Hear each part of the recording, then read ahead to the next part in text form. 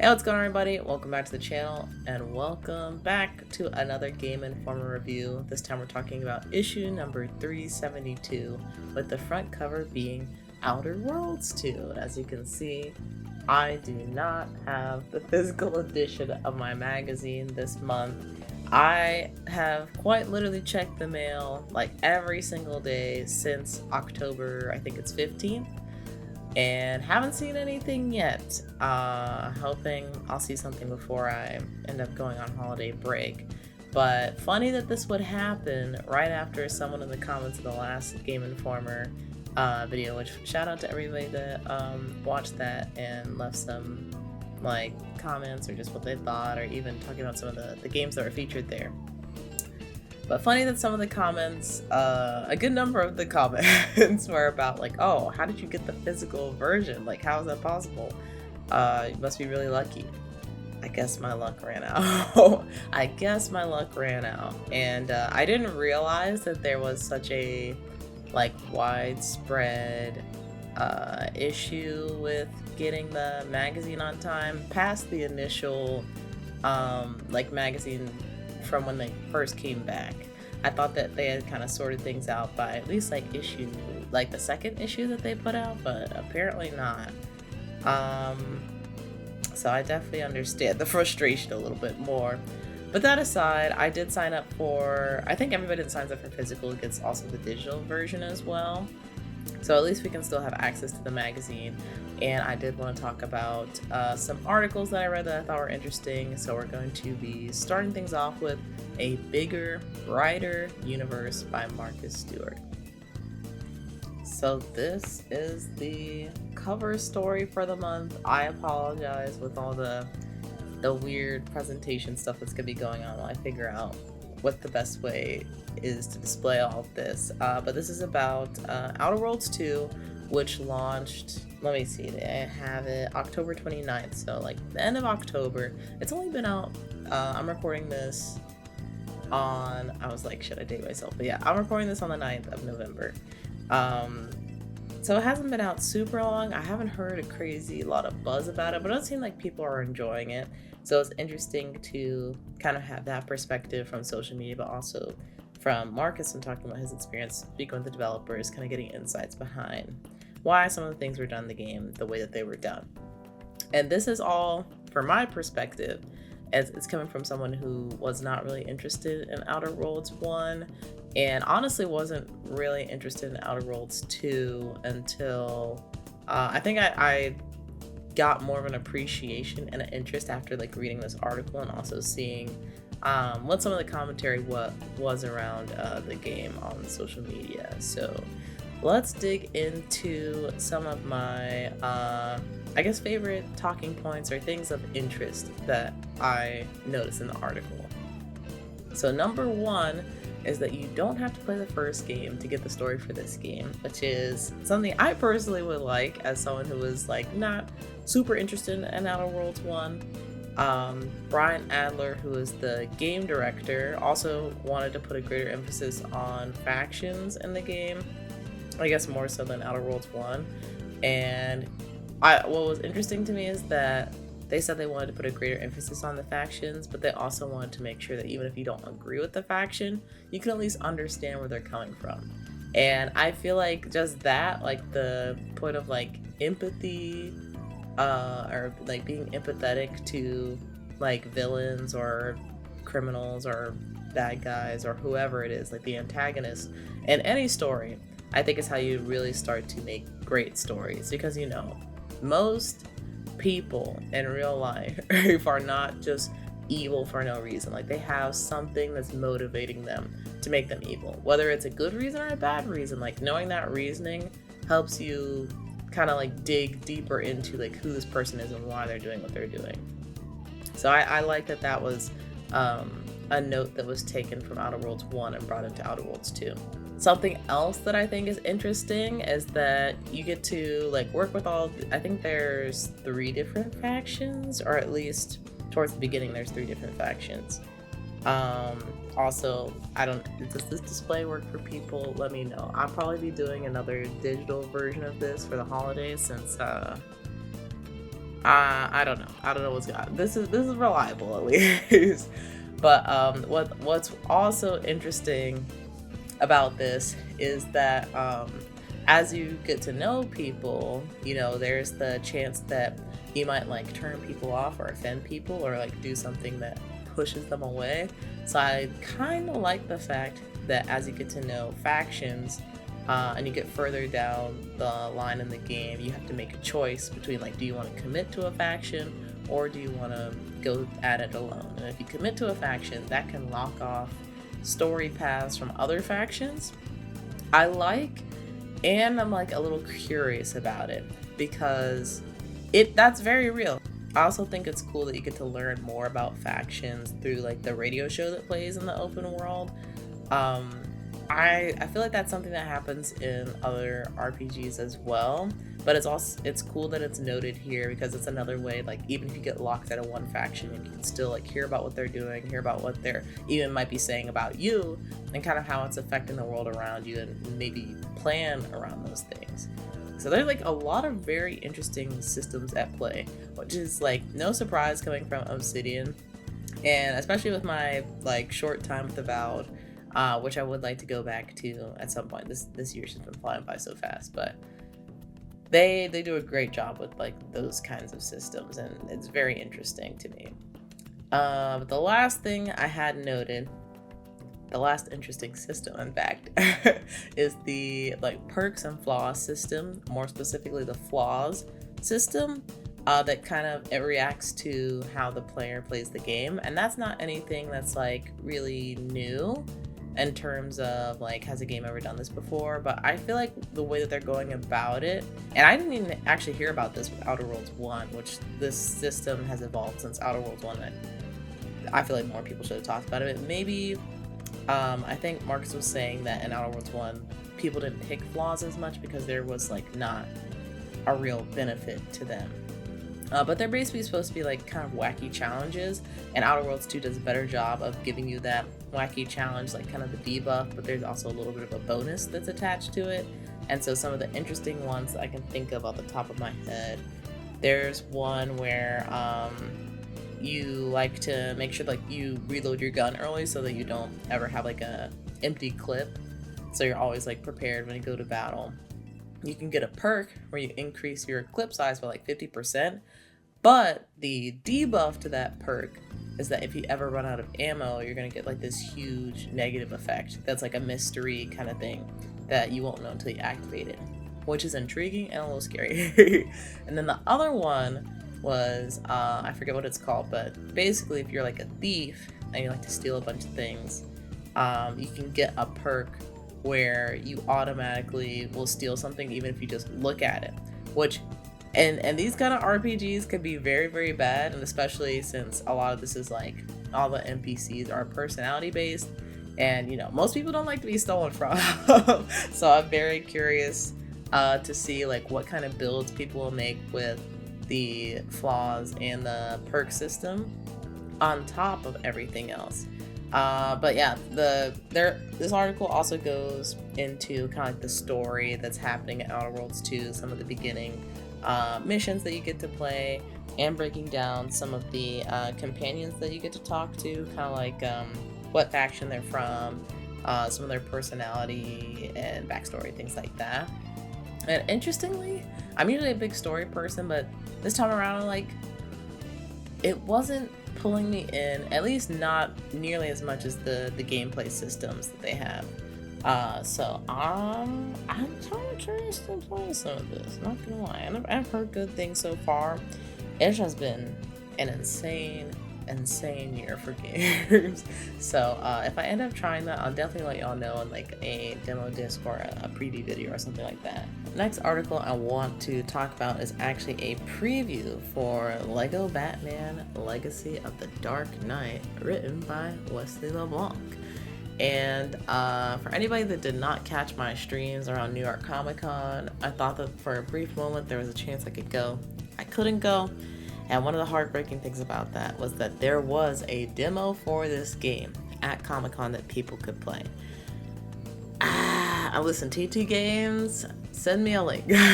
Somebody please help me with that. I really want to know more about this, and the information I got from this preview has been very interesting. It's interesting to hear that from Wesley's reporting, TT Games is making this game. It's like tying all the different eras of Batman into one story, maybe? Let me double check what those.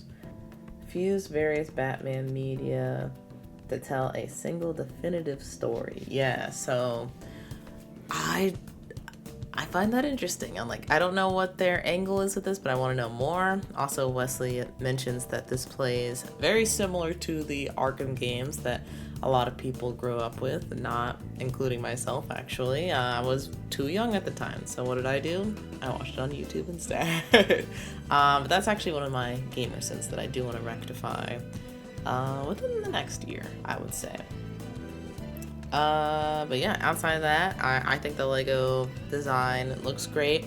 I grew up actually playing some of the Lego Batman video games and other various Lego games like Indiana Jones, Star Wars, Harry Potter. Like I'm a veteran when it comes to those Lego games. It has been a little minute, but I'm sure I could get back into the swing of things. But it seems like they're doing something a little bit different with this game, where they're leaning much heavier into like the Batman Arkham side of things, with taking some inspiration seemingly from Rocksteady's team, while also, you know, having some of the Legoisms, being able to build things, be a little bit creative. And I wonder if that's where the kind of mashing of the different eras for Batman is going to kind of coalesce and build upon those building blocks, or those Lego bricks.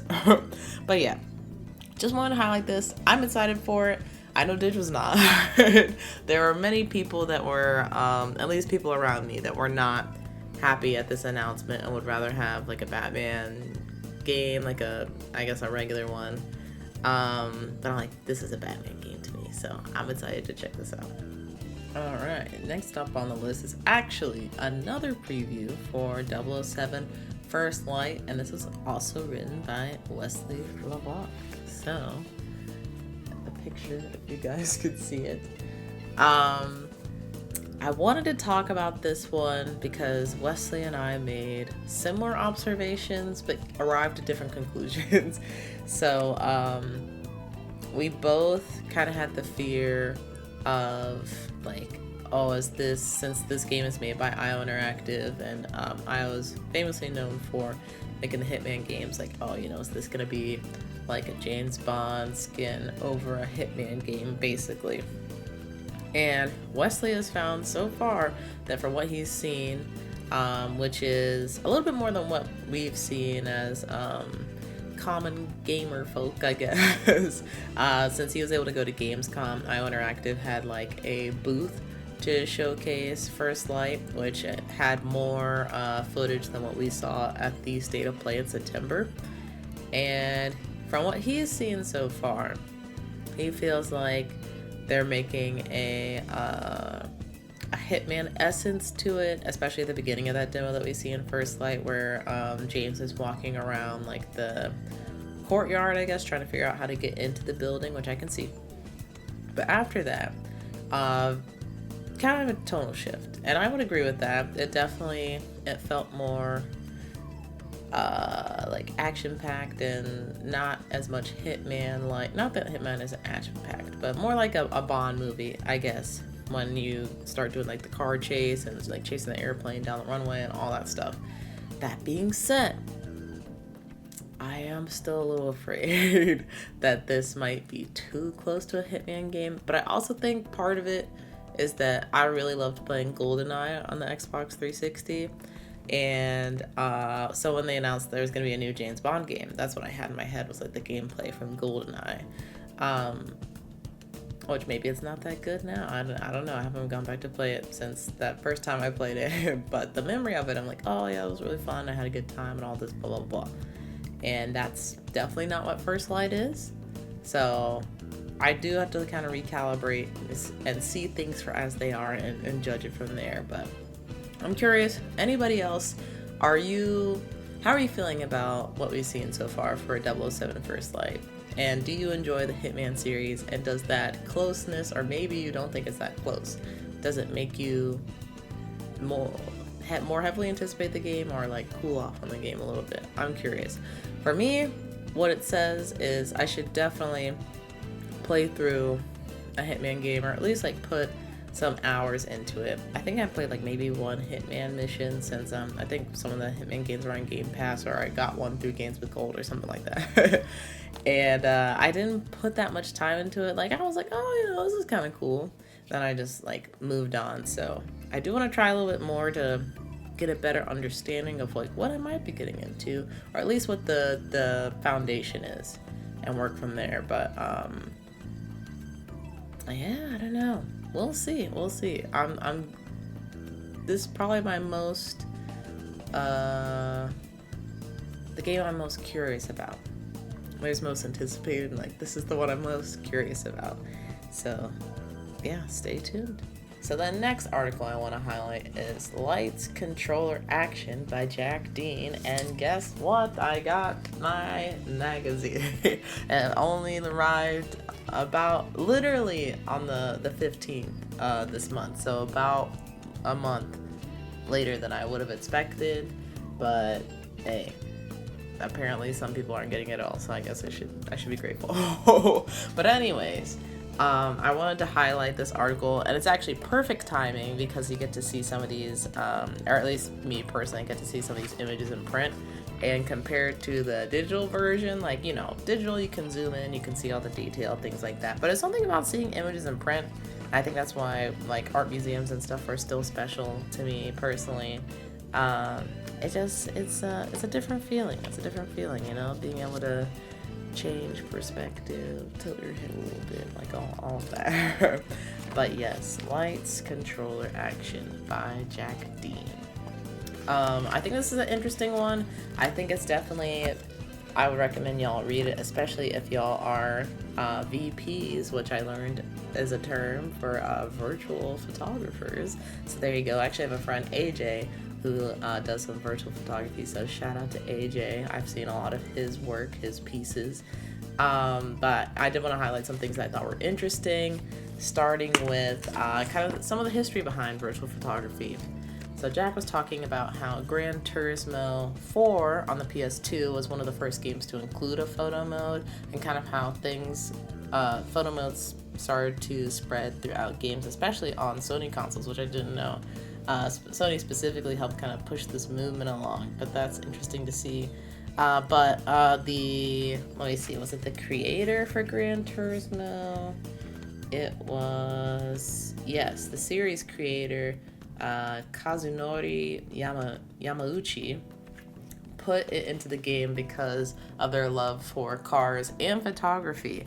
So it's crazy that, like, you know, somebody who just happened to have these two interests was kind of one of the forefathers for spawning a whole entire mode that's in so many different games that come out now, and as a way for fans to kind of like express their love and also creativity within like a whole bunch of different games. And then we also have Sony being the first platform to have the share button on the controller, which I remember at the time thinking, I'm like, man, why would I use this? And honestly, I don't use the share button too often. I'm not a VP.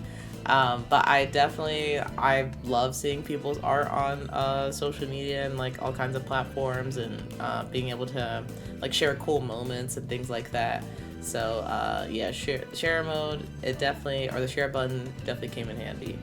Yeah, but crazy thing, Sony was one of the like platforms that was able to push this so much through having photo mode in Gran Turismo, and then adding the share button so people can more easily share moments of them playing some of their favorite games.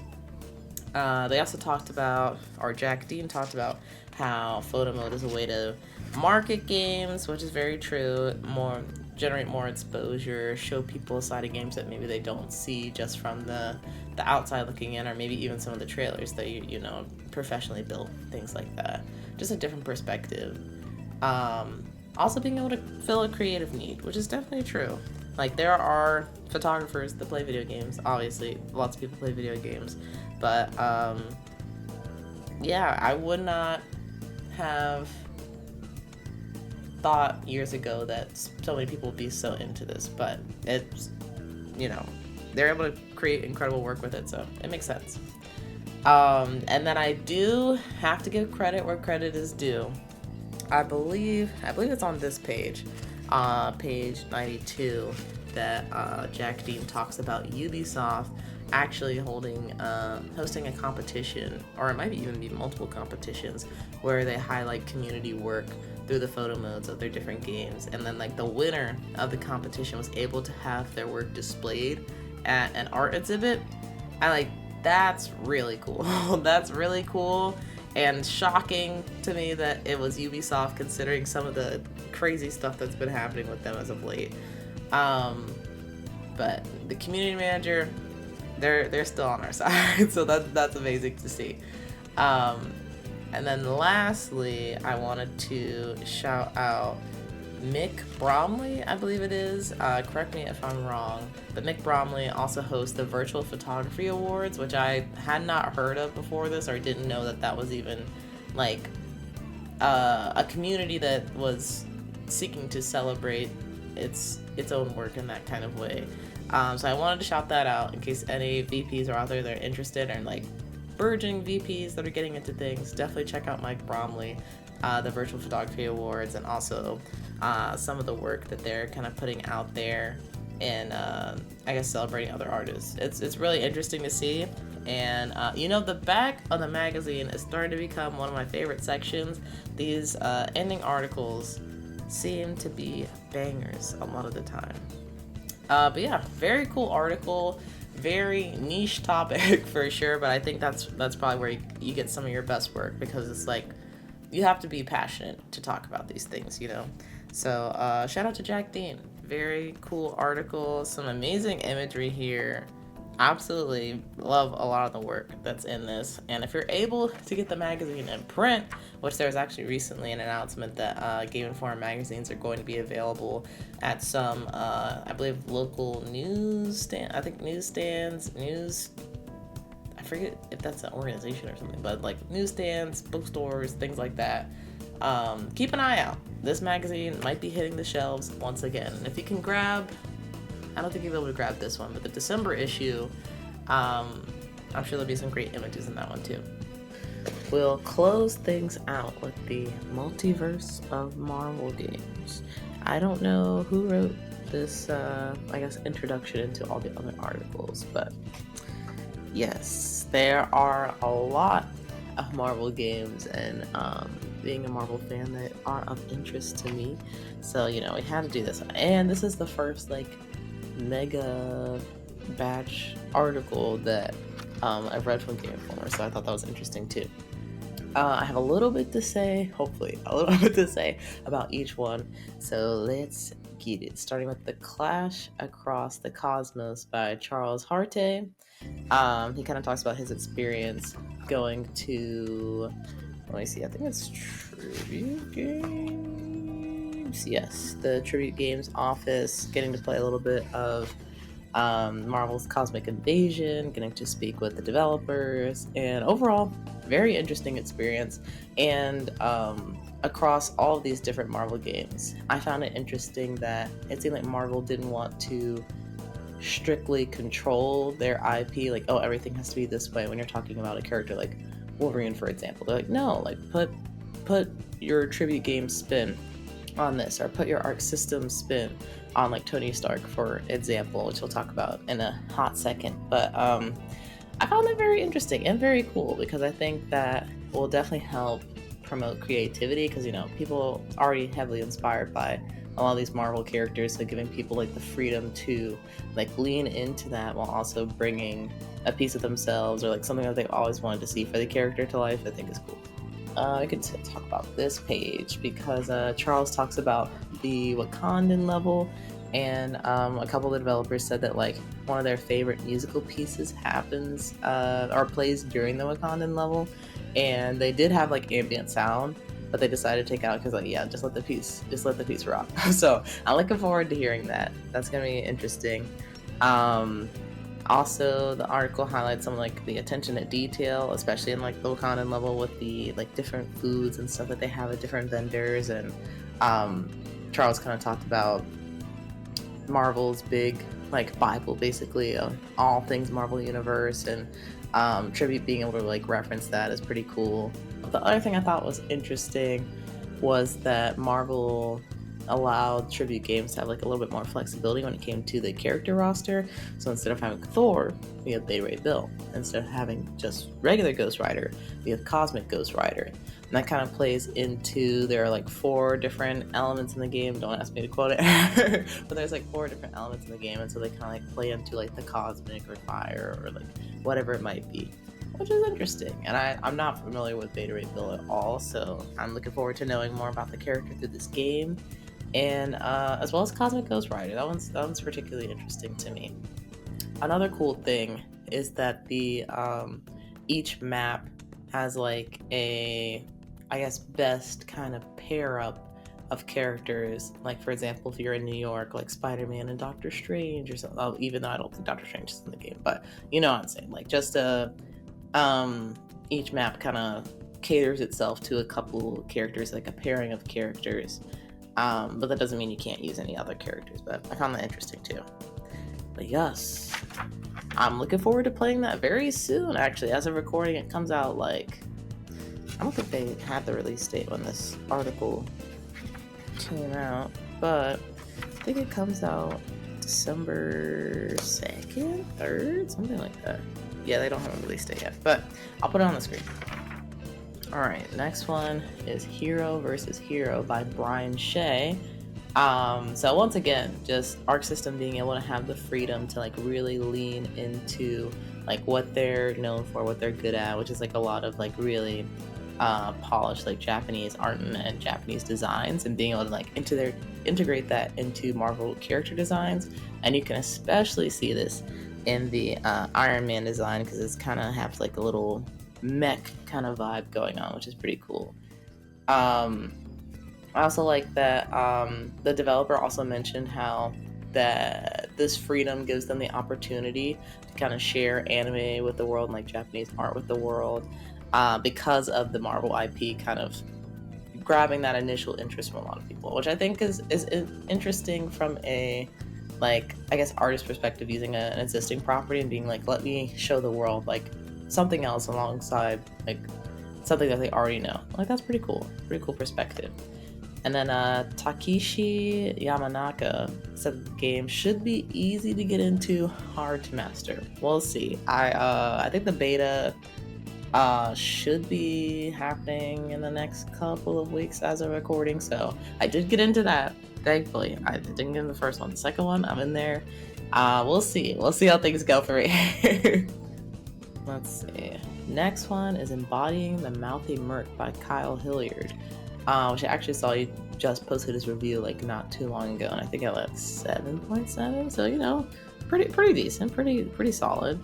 But this article is talking about his preview of the game, and what I was able to take away, a couple like interesting points, is that Twisted Pixel, which is the developer for this Deadpool VR game, it seems like they had a really fun time working on this, and just like their enthusiasm with the writing and but also like taking the player into consideration with certain things with like the different accessibility options too, because as someone who can't do a lot of VR because of motion sickness, like, I do really appreciate that. But I'm glad that the developers had fun making this. I think that's, you know, what we all want at the end of the day, is for people to have fun making these games, these projects that take years and years and years, sometimes don't even come out, but like, you know, having fun along the way is important. And then let's see, I think there's this page where they talk about the Deadpool variants, and the fact that you can play as these Deadpool variants and they have like some unique voice lines. There's like a overarching dialogue structure that everybody says. There are unique voice lines for each Deadpool variant, and there's also a unique moveset to each Deadpool variant. Like, that sounds like a lot of work, but also really cool that they did that. So I had to shout out Twisted Pixel for that. That's crazy. And then kind of wrapping things up with Marvel Studios' What Else by Wesley LeBlanc. Love the title, kind of play on what if a little bit. They talk about the Marvel Wolverine game that was like TBD at the time of this article being written, and now we know it's going to be coming out next year. I don't know if they have a specific month. If not, or if they do, I'll put it on the screen. But at the time of writing this, there was only the first like teaser trailer that was out, but now we have, you know, the trailer with some gameplay and kind of introducing us to the story a bit. So excited for that. I'm super excited and a little scared for Marvel's Blade. I feel like we need an update. I need proof of life. I need to know that things are going well. My faith in specifically Microsoft has definitely been shaken the past couple of years. So I really don't know what to expect from them, sadly. So yeah, I just need some proof of life. I need to know what's going on there. And then they also, crazy how this article came out, and then so much has changed since then.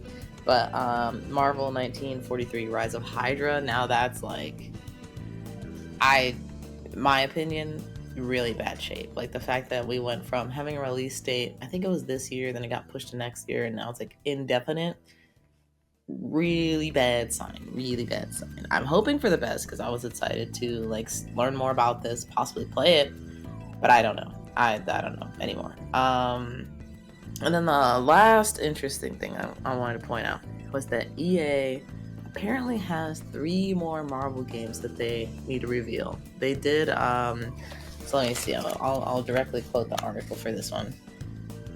So when the Black Panther game was canceled, and Cliffhanger Games got shuttered, it was also confirmed via EA spokesperson to IGN that they have at least 3 more Marvel games in the works. So at least, not even just 3, at least. So Marvel's Iron Man is one of them, but there's 2 more games that for sure, I guess, I can't even say for sure, but there's 2 more games out there that we don't know anything about. Very curious to see what that is. Very curious to see if we'll see the results of that, especially since, was it EA that just got purchased? There's been so much shift, so much swirl as of late, but a lot going on in the gaming industry, and a lot going on with these Marvel games. But with that is going to wrap it up for the Outer Worlds 2 edition of the Game Informer magazine. I like this one. I think a lot has changed between when I guess I first started reading it digitally, then got it physically, and yeah, it's a lot. But still had fun reading it. The December issue is already out, at least as far as digital is concerned. I won't be able to pick up my mail for quite some time, so that's all I'll be reviewing that issue. But I still enjoyed it. The digital is still a good version to read, but I like reading books and I guess magazines physically, so happy to have this in my hands. But yeah, if you guys enjoyed the magazine, I'd love to know like what some of your favorite articles were, or if we have some like overlapping articles, definitely let me know. I'm curious what people are looking forward to, especially as like the year kind of comes to a close. But yeah, until the next one, if you enjoyed the video, be sure to like it, and it really helps get these videos and the channel out to more people like you, so we can continue to build a little community here. And subscribe to it. That way you hopefully get notifications of when the next video comes out. But yeah, until then, hopefully you guys have a nice evening or night, or enjoy it. I'll see you in the next one. Peace.